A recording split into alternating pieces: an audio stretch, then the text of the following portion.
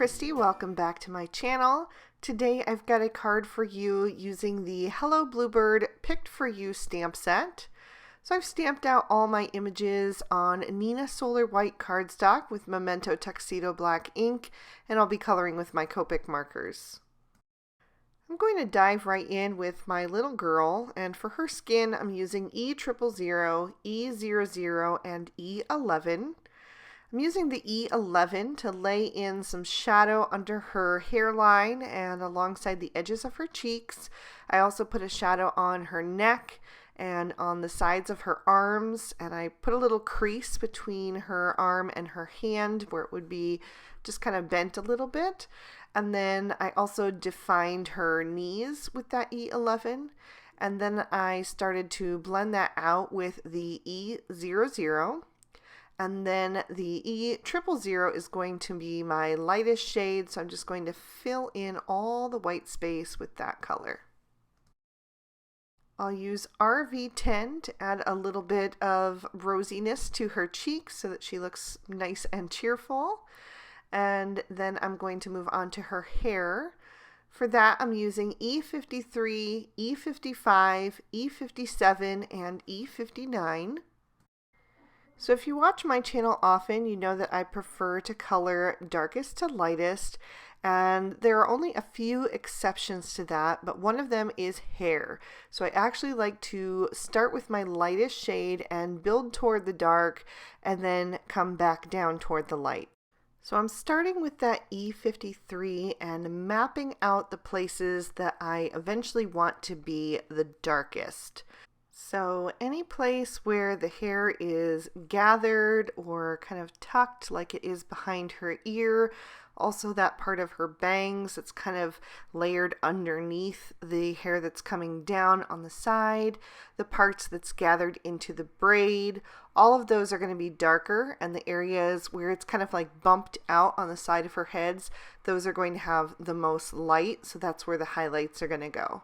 So I colored right over the E53 with the E55, and now I'm bringing in the E57, and as I go darker I use less and less of the colors because I don't want things to get really dark and carried away. I still want there to be plenty of room for those highlights and lowlights.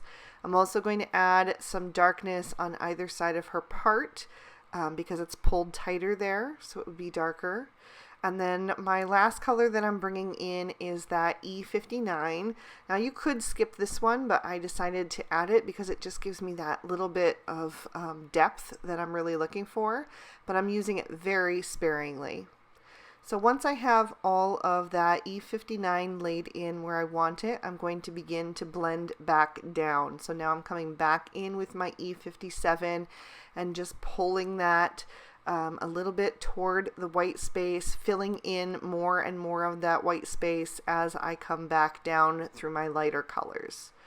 So after the E57, I'm going to come in with that E55, and now you can really see that I'm going to eat into those areas that I left white so that they will just have one coat of the lightest colors so that it doesn't get just lost in all of there. And I do have to say that I have only been coloring people for a short little while, so I'm not an expert on hair. I'm still learning, but this is just what has worked for me. So I'm just sharing my tips with you, and I'm going to keep on practicing and getting better. So once I have all of the colors blended and all of the white space filled in, I do come back with my second darkest marker, that E57, and just add a few little flicks over the lighter space to just kind of pull the whole thing together. The next thing I'm going to work on is her sweater, and for that I'm using R81, R83, and R85. So I'm using the R85 to lay in some shadows down the back of her arm and right under her little Peter Pan collar, and then also just accentuating the little folds and wrinkles in the fabric from how she has it kind of gathered over her skirt. So once I have the R85 all laid in, I'm going to come in with that R83 and begin to soften that up. I wanted this to look kind of fuzzy almost, so I'm making sure that I get a really nice blend and I don't have any harsh lines at all. Then I'm coming in with that R81 and I'm going to pull that color out and fill in all the white space. And then I decided to add in the R89 to color in the little flowers in her basket that kind of look like tulips. So I thought that would be a nice match, but just going up a shade. So that R89 really bumped things up, and I just left off the R81. For her skirt, I want to do a floral print. So the first thing I'm doing is just laying in a little shadow with the E40, and I'm going to use that color on her socks as well. And then I'm going to come in with that R81 and begin to kind of draw in some circular shapes, but they're not like perfect circles. They're kind of just organic looking blobs, I guess you would say. And then I'm going to take that R85, that darkest color, and just do little swirl marks right over top so that they look like tiny little roses scattered across the fabric. The next combo I'm going to use is YG61, YG63, and YG67. Before I use them together, I'm just going to use the YG67 to draw in some leaves on the pattern of her skirt. So I'm just doing different little leaf shapes and making sure that some of them kind of come off the edge of the fabric so that it looks like a continuous piece of material. And then I will use all three shades to color in some of the leaves in her flower basket and also some of the leaves and grasses from the separately stamped floral images. Going back to her skirt, I'm going to add some little berries by just doing a trio of little dots with the BG11. And a couple of places toward the edge of the fabric, I'll just do 1 or 2 dots, again, so it looks like a continuous piece of fabric. Then I added in the BG10 and BG13 to do her little bow in her braid. Use the BG13 where the fabric is gathered and tied, and then blended out with the other 2 shades. And I also used the BG13 to go back over those little dots, just with a little bit of a smaller dot. I went right over top of it, just like I did with the 2 pink shades on the roses. And then I also used these 3 shades to do the little bluebird. I'm just coloring in all of his body but leaving his breast plain because I want to add a little bit of pink to that so that he looks like a traditional bluebird. And I did go over him with a double layer just to intensify those colors. And then I'll use the R20 and R22 for his chest. Just use the R22 up close under his head and wing and blend it down with the R20. I'm also going to use those 2 shades to color in several of the flowers. I would say the majority of the flowers that are in the basket, also the 3 little ones that are that look alike that are stamped separately, and the ones that the bunny is holding. So I just used the R22 in the center and blended toward the edges with the R20, real quick and simple. I also used the BG10 and BG11 to color in any flowers that I wanted to look white. I decided to make the little droopy flowers be Lily of the Valley. And I had thought to do her basket and shoes in a different brown combo, but I ended up just going back to the same one that I used for the hair. I just thought that that was the perfect brown shade for her little Mary Janes and her little woven basket. So I just used the E59 as the darkest, real sparingly, and then started to blend out with the E57. And next I used the E55, also just coming in from both sides on that basket, and then coloring in the handle as well. I ended up using the E55 as my lightest shade and just left off the E53. I decided it just really didn't need to be there. I did want the little bunny to be a different brown combo though. I wanted it to be something a little bit softer. So I decided to go back to the E40 that I used for the little girl's skirt and socks. And then I also added in E41, E42, and E43. And I had a little bit of a leaky marker, but I was able to catch it right away with that E43. I used that as my darkest to lay in my shadows and then began to blend out with the E42. And I'm sticking really close to the edge of the body because I want the face and belly to get nice and light. So next I'll use that E41. I'm going to finish the outside edges of the ear and then start to bring that color even closer to the face and color in the arms and the haunches and just kind of leave that belly area white so that I can bring that E40 in for that, so it'll be nice and soft there. I also colored in the inside of the ears and then went over that with the RV10 and gave her a rosy cheek as well. And then I decided to go back to that R83, R85, and R89 that I used on the tulips to color in the bow that's tied around the little bunny's throat. So I just used the R89 again where that fabric is gathered and then blended out toward the edges with the R85 and then used the R83 for the highlight. For the trees, I'm going to use some warm grays. I want them to look like birch trees. So I'm starting with the W1 and laying in just a real quick shadow on either side of each of the trees so that they look nice and rounded. And then I'm going to come in with my W7 and start to add the little lines that are indicators of a birch. So I laid those in first, right over the lines that are drawn, and then also added in a few of my own. And then I blended out those with the W5.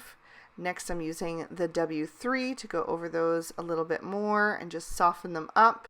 And then I use the W1 and W00 to color in the bunny's tail. For the leaves on the trees, I wanted something a little bit brighter and just a different shade of green than I'd previously used. So I used YG11, YG13, and YG17.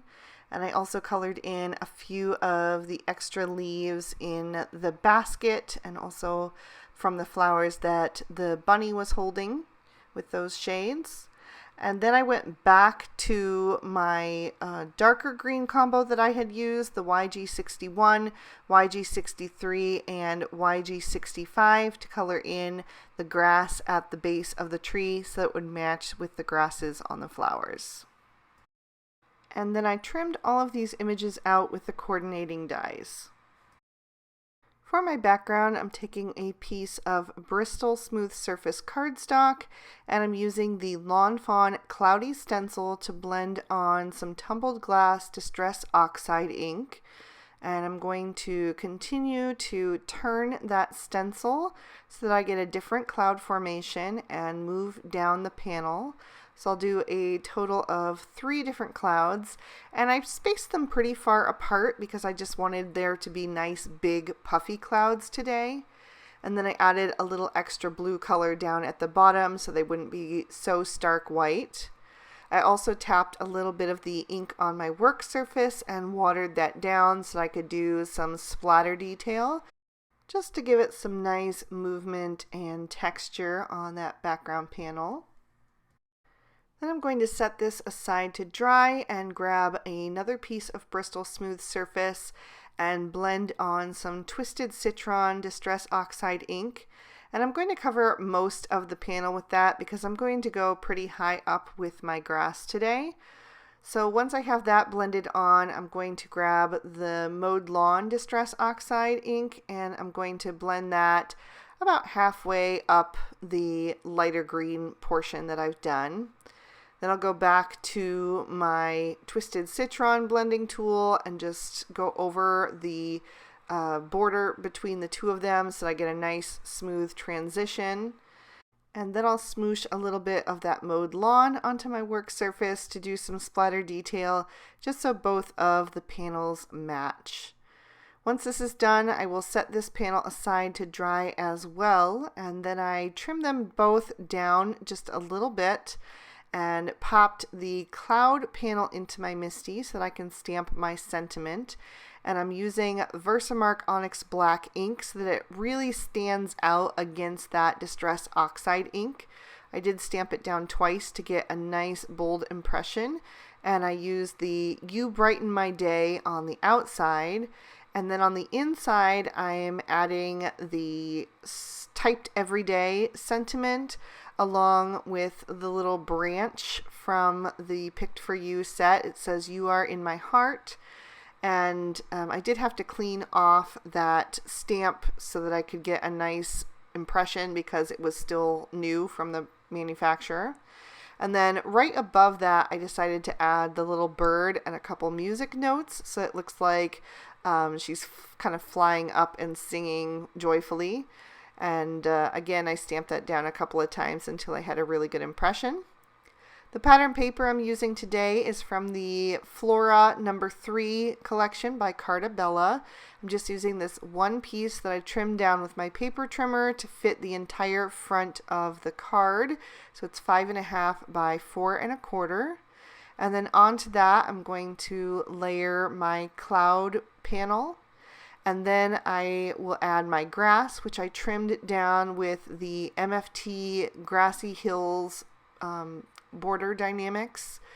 So I'm going to add that right over top.